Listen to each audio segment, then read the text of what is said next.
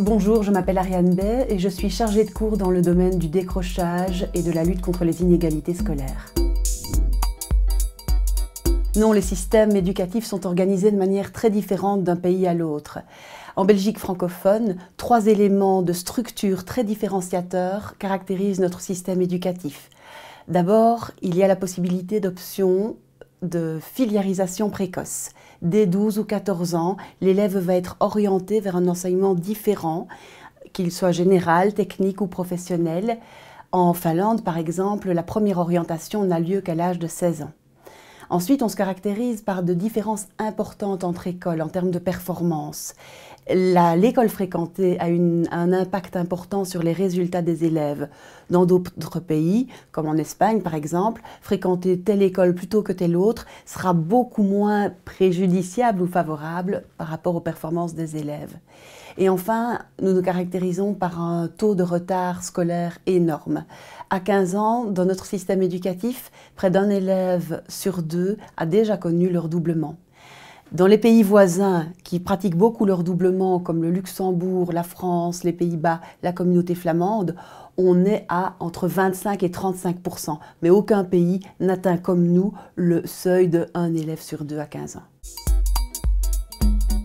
Eh bien, ces caractéristiques structurelles lourdes vont avoir des conséquences non seulement sur l'ensemble du système, sur sa qualité, son efficacité, mais aussi sur les parcours individuels des élèves.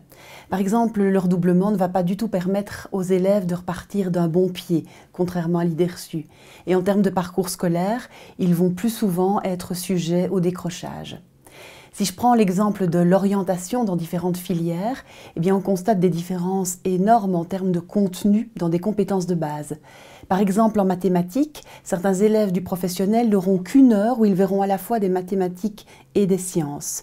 Dans l'enseignement général, les élèves vont avoir 5 heures de mathématiques et 3 heures de sciences. Donc en termes de préparation à la vie en société, la préparation est tout à fait différente. Enfin, en termes de différence entre écoles, bien certaines écoles se spécialisent, vont devenir des écoles élitistes, spécialisées dans l'accueil de publics favorisés. Et nous allons avoir un phénomène d'écoles ghetto qui accueilleront les publics les plus fragilisés en termes d'immigration, de chômage des parents ou de ressources culturelles et financières disponibles.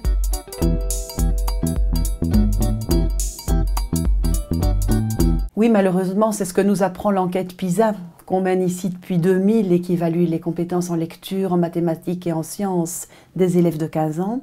Eh bien, dans notre système éducatif, à 15 ans, les écarts sociaux, les écarts entre les élèves venant du quart des familles les plus défavorisées et ceux venant du quart des familles les plus favorisées sont relativement abyssaux. Ils correspondent à 120 points, c'est-à-dire plus de 3 années de scolarité. Tous les pays sont confrontés à ce problème d'arriver à rendre les performances des élèves équivalentes en fonction de leur niveau de départ. Mais ici, on peine à arriver à ce résultat bien plus qu'ailleurs. Ici, l'ascenseur social ne fonctionne vraiment pas.